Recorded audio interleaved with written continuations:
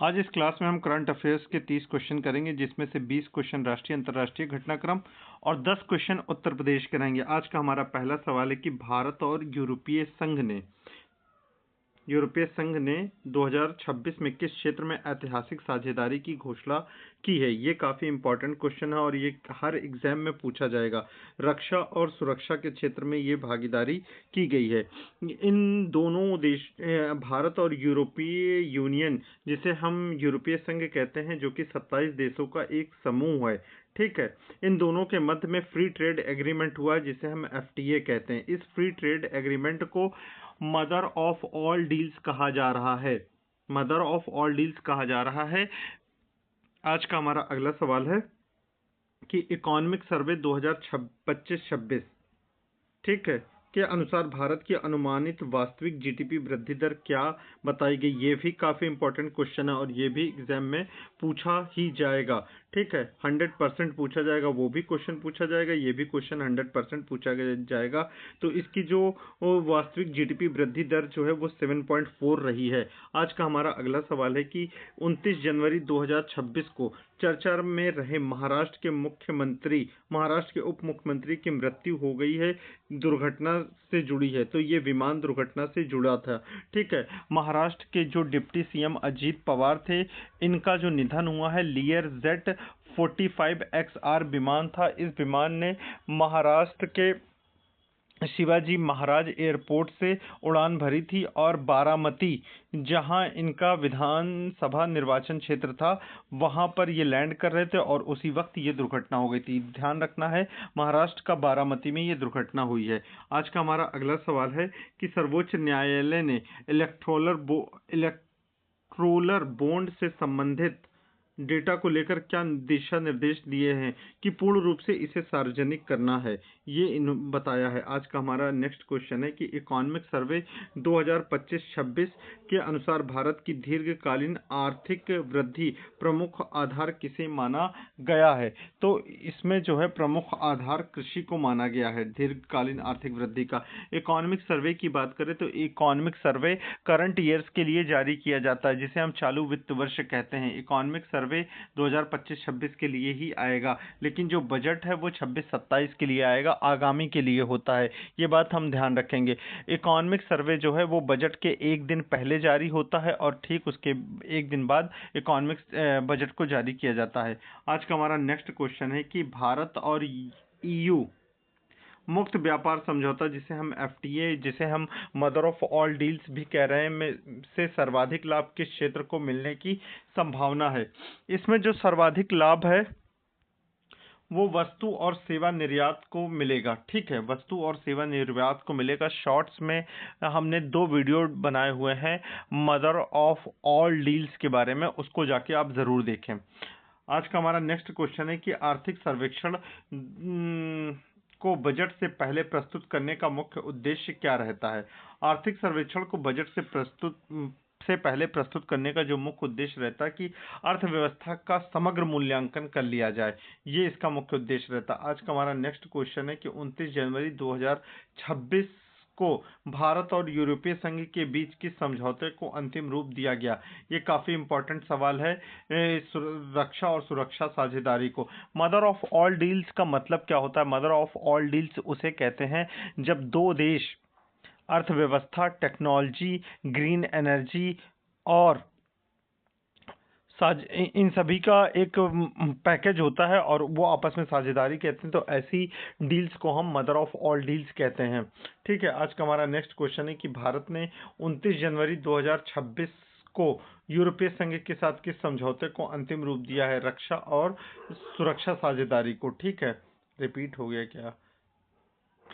Economic survey के अनुसार भारत के डिजिटल भुगतान प्लेटफॉर्म पर कितने उपभोगकर्ता हो चुके हैं। ये काफ़ी इंपॉर्टेंट सवाल है कि कितने लोग ऐसे हैं जो UPI का इस्तेमाल करने लगे हैं। तो इसका जो आंसर है वो 850 मिलियन है। ये काफ़ी इंपॉर्टेंट सवाल है। आज का हमारा नेक्स्ट क्वेश्चन है कि 29 जनवरी 2026 29 जनवरी 2026 को दावोस में वैश्विक मंच की आर्थिक बैठक संपन्न हुई।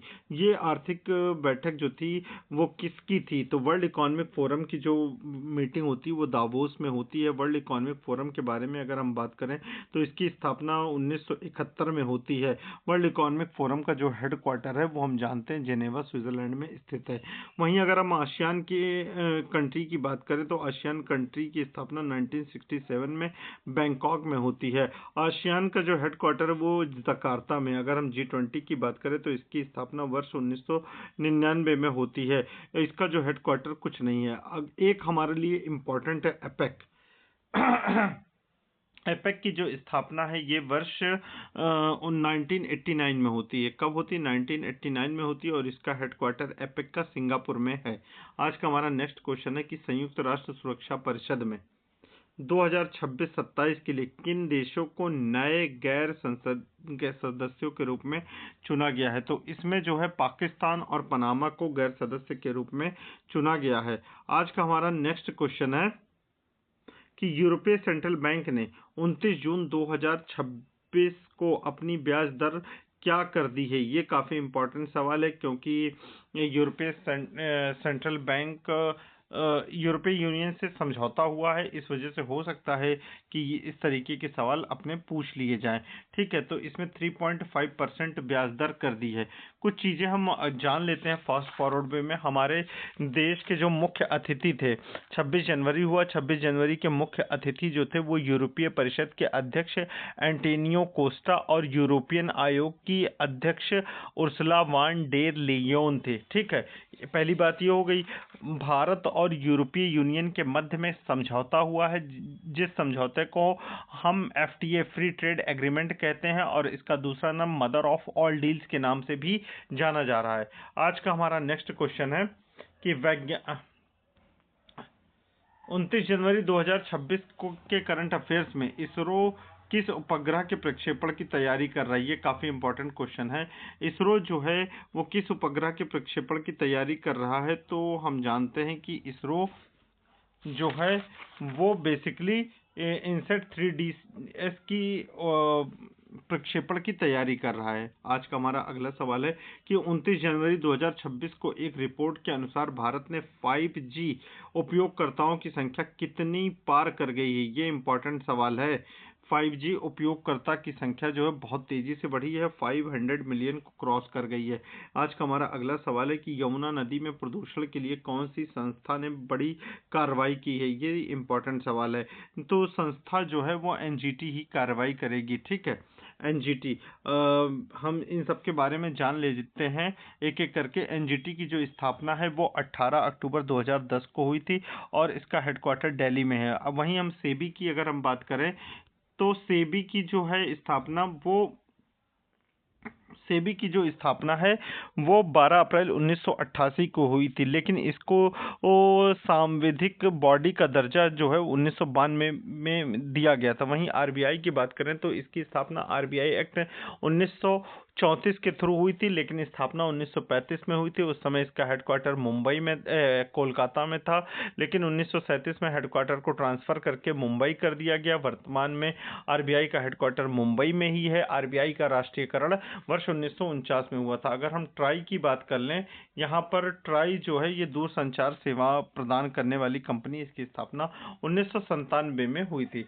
आज का हमारा अगला सवाल है कि 26 जनवरी 2026 को भारत ने कौन सा प्रमुख दिवस मनाया? तो ये हम जानते हैं रिपब्लिक डे मनाया जाता है। ठीक है, इंडिपेंडेंस डे 15 अगस्त को मनाया जाता है, गांधी जयंती 2 अक्टूबर को मनाया जाता है, टीचर डे 5 सितंबर को मनाया जाता है। आज का हमारा अगला सवाल है कि 29 जनवरी 2026 को चल रहे ऑस्ट्रेलियन ओपन 2026 किस खेल से संबंधित है? ये काफ़ी इंपॉर्टेंट सवाल है। ठीक है, इसको जो जीतेगा वो भी पता चल जाएगा हम लोगों को। तो ये टेनिस गेम से संबंधित है ऑस्ट्रेलियन ओपन। आज का हमारा नेक्स्ट सवाल है कि 29 जनवरी 2026 2026 के करंट अफेयर्स में गुजरात की कौन सी वित्त योजना चर्चा में रही? तो गुजरात की एक योजना है जो काफी चर्चा में रही, इसका नाम है नमो लक्ष्मी योजना। ठीक है, इस योजना में होता क्या है कि नमो लक्ष्मी योजना जो है गुजरात की योजना है। इस योजना में 9 से लेकर 12 तक की छात्राओं को 50,000 रुपए प्रदान किए जाते हैं। वहीं बेटी बचाओ बेटी पढ़ाओ योजना की बात करें तो 22 जनवरी 2015 को हरियाणा के पानीपत से प्रधानमंत्री ने शुरुआत की थी लिंगानुपात को बेहतर करने के लिए। स्मार्ट सिटी योजना की शुरुआत 25 जून 2015 को हुई थी। वहीं जल जीवन स्कीम की बात करेंगे तो 15 नवंबर 2019 को इसकी स्थापना हुई थी। आज का हमारा नेक्स्ट क्वेश्चन है कि भारत और यूरोपीय संघ के बीच पहली व्यापक रक्षा और सुरक्षा साझेदारी में निम्नलिखित में से कौन सा क्षेत्र शामिल नहीं है? यहाँ ध्यान देंगे कि कौन सा क्षेत्र शामिल नहीं, तो खाद्य सुरक्षा मानक इसमें शामिल नहीं है। अब हम उत्तर प्रदेश के करंट अफेयर्स को फटाफट देख लेते हैं कि जनवरी 2026 में उत्तर प्रदेश सरकार ने किस जनपद में नए मेडिकल कॉलेज को स्वीकृति दी है? ये काफी इंपॉर्टेंट सवाल है। ठीक है, नए मेडिकल कॉलेज को जो स्वीकृति दी गई है वो श्रावस्ती में दी गई है। आज का हमारा नेक्स्ट क्वेश्चन है कि 29 जनवरी 2026 को उत्तर प्रदेश सरकार ने किस योजना के अंतर्गत आर्थिक सहायता देने की घोषणा की है? तो ये जो योजना है वो कन्या सुमंगला योजना के तहत ऐसा करने की बात की गई है। कन्या सुमंगला योजना की अगर हम बात करें तो ये किससे संबंधित है? कन्या सुमंगला योजना की शुरुआत 1 अप्रैल 2019 को हुई है। इसमें कुल धनराशि 25,000 रुपए है, जो बेटी के जन्म के समय 5,000, टीकाकरण के लिए 2,000, कक्षा 1 में जब दाखिला होगा तो 3,000, कक्षा 6 में जब जाएंगी तो 3,000, कक्षा 9 में जब जाएंगी तो 5,000, उच्च शिक्षा के लिए 10वीं 12वीं में जाएंगी तो 7,000 रुपए प्रदान किया जाएगा। नमो लक्ष्मी योजना का संबंध गुजरात से है, जो कि 9वीं से 12वीं छात्राओं को 50,000 रुपए प्रदान करती है। वहीं मिशन शक्ति योजना की शुरुआत उत्तर प्रदेश सरकार ने 1 अप्रैल 2024 को की थी। ठीक है, मुख्यमंत्री अभ्युदय योजना ये काफी इंपॉर्टेंट योजना है, जो कि 16 फरवरी 2021 को चालू की गई थी। निःशुल्क कोचिंग की व्यवस्था IAS, PCS, नीट, JEE के लिए प्रोवाइड करती है। हमारा अगला सवाल है कि उत्तर प्रदेश का कौन सा जिला 2026 में सर्वाधिक एक्सप्रेस वे कनेक्टिविटी वाला जिला बन गया है? ये काफी इंपॉर्टेंट सवाल है और एग्जाम में 100% ये क्वेश्चन पूछा जाएगी, तो ऐसा करने वाला इटावा जिला बन गया है। नेक्स्ट क्वेश्चन है कि उत्तर प्रदेश सरकार ने जनवरी 2026 में किस नदी को पुनर्जीवित करने के लिए विशेष अभियान शुरू किया? ये बार बार क्वेश्चन आ रहा है, ये बहुत इंपॉर्टेंट सवाल है। इसको जो शुरुआत की गई है गोमती की शुरुआत गोमती है। गोमती का जो उद्गम है वो पीलीभीत के फुलहर झील से होता है। यमुना का उद्गम यमुनोत्री से होता है। वहीं सरयू का जो उद्गम है उत्तराखंड के नंदाकोट पर्वत से होता है। केन का जो उद्गम है वो MP के कटनी जिला कैमूर पहाड़ी से होता है। आज का हमारा अगला क्वेश्चन है कि 29 जनवरी 2026 को उत्तर प्रदेश पुलिस से संबंधित कौन सी पहल चर्चा में रही है?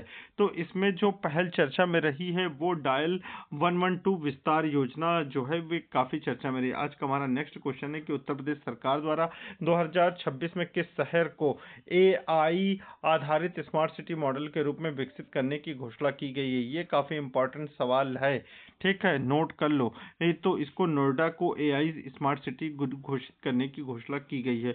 आज का हमारा नेक्स्ट क्वेश्चन है कि उत्तर प्रदेश में 2026 में सर्वाधिक गन्ना उत्पादन करने वाला जिला कौन सा रहा? ये काफी इंपॉर्टेंट क्वेश्चन हो गया। तो उत्तर प्रदेश में 2026 में सर्वाधिक गन्ना उत्पादन करने वाला जो जिला है वो मुजफ्फरनगर है।